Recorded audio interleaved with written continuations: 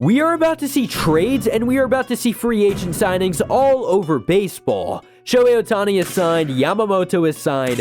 The two top guys in the entire free agent market are now gone. The free agent market is set, and teams are ready to go and spend and make a lot of moves. I mean, Yamamoto never threw a pitch and he got $325 mil. This pitching market is about to explode. Teams are going to be getting desperate in a trade as well because they don't want to go and spend money in free agency. In this video, I will be predicting trades and free agent signings. Let's start out with a free agent by the name of Cody Bellinger. Belly looked like a completely different person last year compared to 2022. He looked like MVP Belly, and because of that, he's going to be getting a big contract. The hitting market isn't too strong, so he's at the top of the list. So far, we've seen interest from a lot of teams, but I think especially the Blue Jays and the Giants. Now, I would love for him to be on either of those teams. The Blue Jays missed out on Juan Soto and Shohei Ohtani, and the Giants missed out on Yamamoto and Ohtani.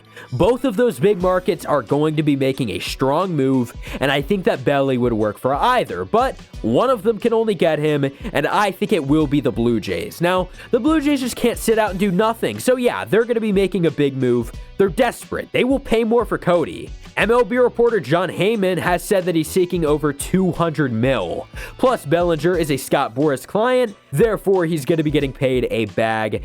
I say he gets $215 mil for about 9 years with the Blue Jays. If I'm the Blue Jays, I'm not giving him that many years, but it is what he's likely going to be getting. I just think he's such a risky player. You know, he's so good whenever he's at the top of his game, but as everyone knows, he's just been so inconsistent, so it's tough to say how that contract would actually play out, but they need to go and land someone. They need to make a big move. This is the move that they make. Now, on the other hand, what do the Giants do after missing out on such a big free agent? You look towards the pitching side of things and you target the Cy Young winner of 2023, Blake Snell. The Giants are showing significant interest in him, and he's a Dodgers killer. I mean, that's exactly what you want, a player who can destroy a division rival. Blake Snell is primed to be getting a huge contract, especially after what Yamamoto signed for. Snell will, no doubt about it, get at least 6 years and $190 mil. Again, another Scott Boras client. You'll pay a good chunk to go ahead and land Snell. The Giants need to go and land a superstar. They do it here. Another big question that we have to ask ourselves is, what do the big market Cubs do? Because the Cubs have really been all over every free agent, yet they have yet to land literally anyone. The Cubs already missed out on so many top guys, it's not even funny. So it's time that they do something. I expect former Phillies first baseman Rhys Hoskins to become a Cub. MLB reporter Bob Nightingale has reported that the Cubs have talked to Rhys. Rhys was a beast for the Phillies in 2022, but he was out all year last year with an injury. This is a player who brings a lot of offense to a team, and the Cubs should be all over him. I imagine that they will be, and he's not going to be a very long-term signing, right? He's only going to be getting 1 to 2 years because of that injury, making around $19 million a season. This would boost their lineup, and this would help them all around, but they still do have a hole in the rotation. So what do they do there? So you add Rhys for the lineup, but for the rotation, you go and bring back Marcus Stroman. Stroman was good for you. I understand he's going to be a lot of money, but he's worth every single dime. Go and pay the man, Chicago. Stop missing out on everyone and show the fans that you want to win. The next guy is going to be Jordan Montgomery. Montgomery is probably the best free agent left on the pitching market. Montgomery has a very expensive market, and he can wind up anywhere. His wife is currently working at a hospital in Boston, so, you know, he's already living there. It could potentially even have a reunion with the New York Yankees for all I know. It'll be one of those two teams, or he could even go back to the Rangers. I think that the Rangers should re-sign him at all costs, and that would make the most sense. But the issue is that the Rangers are undergoing a financial problem because of their TV deal falling apart. They're going to be losing a lot of money, and because of this, according to MLB reporter Ken Rosenthal, they will not be bringing him back. I think that the Red Sox make all the sense in the world. This is a team that met with him back in November, he's living there, and the Red Sox just so happen need a pitcher. With that being said, is the ownership committed? I don't know. I mean, that's for the ownership to go ahead and tell the world. If the Red Sox don't get him, the Cardinals could make so much sense. They've already spent a lot of money on starting pitching, but this would be more so, I guess, the top move that you make. And as much as the Red Sox fan in me may be saying, hey, Montgomery should go to the Red Sox. Yeah, he should, but the ownership just won't do it. I do believe that Montgomery will be going to the Cardinals. But after missing out on Jordan Montgomery, there is one move that I think the Red Sox will be doing, and that is outfielder Teoscar Hernandez. This is, of course, according to reports. Everyone is saying that Hernandez is likely to be signing with Boston. Hernandez was not great for the Mariners in 2023. His numbers were low at that ballpark, and he struck out a lot. But his numbers at Fenway Park were great. And according to reports, he could be close to signing a deal with Boston very soon. This puts them in a situation where you put Masataka Yoshida at the DH spot, but you still have a problem, and that problem is outfield depth. You may think, okay, how's it a problem? Well, it's a problem because they have so many good players. You can't play them all. Therefore, they're going to have to make a trade. And now that you've traded for Tyler O'Neill and you've signed Teoscar Hernandez, you can go ahead and trade one of your young outfielders. I think that Jarren Duran or Wilyer Abreu, those two guys could be someone that you go and make a trade with. Teams are definitely going to be all over those two, and I think you can go and land a starting pitcher by trading one of them. It's already been reported that the Red Sox want to go ahead and get a pitcher who has multiple years left under contract. If that's the case, you're going to have to give up a lot. And again, Duran or Abreu, it just has to happen. Go and trade with the Marlins and bring in one of their pitchers. Jesus Luzardo is the dream. They have a deep pitching group, and they're trying to go land a bat for the lineup, and that's exactly what I think that they will do in this trade. With that being said, the Red Sox will have to throw in a top 10 prospect to go along with one of those outfielders. This would be big for the Marlins, and it would be big for Boston. And as cheap as I expect Boston to be, I do think that they have a very, very good shot to go and land a starter. That is Lucas Giolito. Go and spend some money in free agency. He was really, really iffy last year. You know, he was great in the first half with the White Sox, and then he was traded to the Angels, and he was awful. I think that he's a player with a pretty good ceiling and could be a pretty good starter for them. Again, it's the cheaper route. You hate to see it, but it's what they're going to be doing. But this leaves the Yankees in a pretty weird spot. They see the Red Sox getting better, but at the same time, the Yankees have a really big problem with their rotation.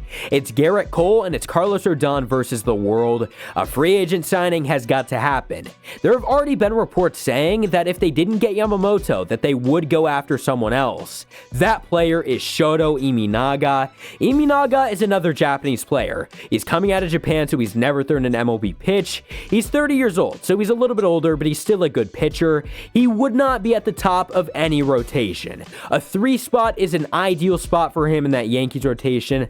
I think that the Yankees could get a deal done. This may not be the other Japanese superstar, but at least they do get a star. I also think that the bullpen is going to be getting a lot better, so they'll go ahead and make a move there. Josh Hader's a possible option, and I think is a really good fit. But I do think that there is another team that ends up getting Hader, and he doesn't end up becoming a Yankee. But they will bring in reliever Jordan Hicks. Hicks had a 3.29 ERA last year. This is the guy that you want if you want to improve your bullpen. He's only 27 years old, so expect 3 to 4 years in that contract. He'll also be around $30 to $40 million, so yeah, another expensive player. Go and make the bullpen better. Go and bring in Shoto Imanaga to make your rotation better. These are 2 moves that I think could help the Yankees a lot. But as I was saying, there's another team that Josh Hader would be perfect on. Yeah, the Texas Rangers may have missed out on Jordan Montgomery, but it doesn't mean that they won't sign anyone. The bullpen failed in the regular season. Making sure that you have established guys in there is exactly what the Rangers need. Josh Hader being the closer on that Rangers team would be perfect. And by the way, he does fit that price range. He's not cheap, but he's also really, really good, and they could pull it off. His 1.28 ERA would look perfect in that closer role down in Texas. Now, what about the other bats in free agency? We've gone over a lot of pitching, but what about the bats? Well, there isn't too much, but there's definitely more. Matt Chapman is a Gold Glove third baseman, and he's probably the next best guy to your lineup. The best part with Matt Chapman is that you get good defense, and in my eyes, there's only 2 places for Matt. Those two places is San Francisco and Toronto. Now, the way that you have to look at this is that if the Giants went ahead and got Blake Snell, they would need to improve the defense drastically. Blake Snell relies on the ground balls, and he needs his team to make good defensive plays. This is exactly what Matt Chapman would do for them, but I also don't think that the Blue Jays would just sit around and get outbidded by literally everyone this offseason, and I think that he does return to Toronto, and he gets a 5-year deal worth $110 million, a big contract for a great defensive player. Also, guys, who won the AL East last year? Oh, that's right, the Orioles. They need to improve starting pitching very, very bad in order to be competitive in their future. They have a top farm system in baseball, even still after calling so many players up. I'm not saying dump the farm system, but give up a few prospects to go land pitching. Make stuff happen. Dylan Cease pitching for the Orioles in 2024 makes sense, and I think that it will happen. The White Sox are going to be having a fire sale. They're entering a rebuild. If the Orioles went and called them about Cease, this would be big. The Orioles have all of the farm system in the world to go ahead and make this trade happen. Again, I'm not saying go and trade off the farm, but I'm saying go and trade a few players to go and get a big arm. My next few guys are actually going to be all DH players. Some of them can still play in the field, but we're going to get into the DH position. My first player is going to be Jorge Soler. Soler had a great year with the Miami Marlins last year, and I mean, he was really, really good. He's a game changer for any lineup, and I originally thought that he would be going to the Seattle Mariners. The Mariners need to improve their lineup, and this signing would have done that, but last night they did sign Mitch Garver, so they're going to be out on the Jorge Soler sweepstakes. Therefore, I think that the Blue Jays are going to swoop up and get him. They make so many moves this offseason, and their team gets a lot better from him. I think that it's time for them to spend money, and that's exactly what they will do, and this is yet again another great move for that Blue Jays lineup. The next player is going to be Justin Turner. Now, where did Turner start his career? That's what I want you to ask yourself. Where did Justin Turner started playing? He started playing for the New York Mets. He could potentially retire any year now, and why not go back to where it all began? He was good with the Red Sox last year, 276 average, 23 home runs. It's best for him to DH for the sake of his age and for the sake of his health. But if the Mets needed him to play third base, he definitely could. He's one of the top DH candidates in 2024. We've heard that they could be close on a deal with Justin Turner. Make it happen. And speaking one of the top, what about JD Martinez? I mean, Martinez had a great run with Boston, but left last year and was great with the Dodgers. He was great with LA, putting up a 271 average and 31 home runs. Thinking of a team that's been aggressive all offseason, just lost the World Series, and is looking to always get better, the team is the Diamondbacks. The Diamondbacks should be all over Martinez. They make way too much sense, and I do think it'll end up happening. D-backs signing Martinez for 1 to 2 years would be a great move. He was great for them in 2017. Make it happen this year in 2024. The next DH is going to be Jock Peterson. I expect Jock to actually return to the Giants. It's just a move that makes sense. You know, he's a good player, but he also isn't great. The Giants overall have a pretty damn good offseason with this. You get Snell, you get Peterson, and you get Jung-Hoo Lee. Maybe not quite as great as you were looking for, but it's still a very good offseason for a team who wanted to get better. I did leave one outfielder out who is not a DH, and I think is going to be really important next year. That player is Kevin Kiermaier. Kiermaier played awesome defense, and he was also a pretty decent player in the lineup. I'd imagine if there's any fan that's mad at me, it is an Angels fan. The Angels fans are like, we're going to be getting Reese. What do you mean we're not getting Reese Hoskins? What, we're going to be getting someone. We're going to be making a move. Okay, I understand. You might. But at the same time, are you? Okay, well, Kevin Kiermaier makes sense. Mike Trout is getting older. Mike Trout is injury prone at that, and getting him off the field is the right move. Let the guy focus on hitting, and putting Kiermaier in center field gives you great defense, and it also prioritizes Mike Trout's health, which is very, very important. It may not be some sort of a groundbreaking move, but it is a good one nonetheless.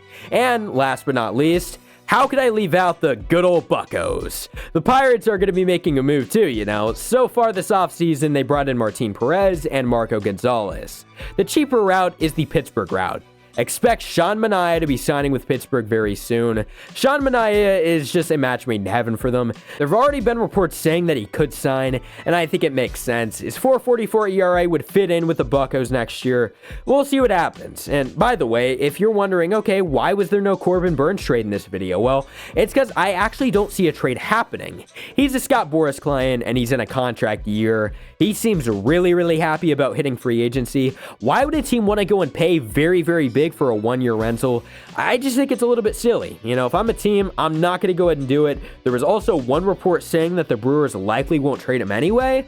So, yeah, I do think he ends up staying with the Brewers. But that's all I have for you guys today. Let me know what you guys think. Hope you guys enjoyed. Merry Christmas, by the way. Go ahead and subscribe. Make that my Christmas present. And peace out. That was so cringe. I apologize.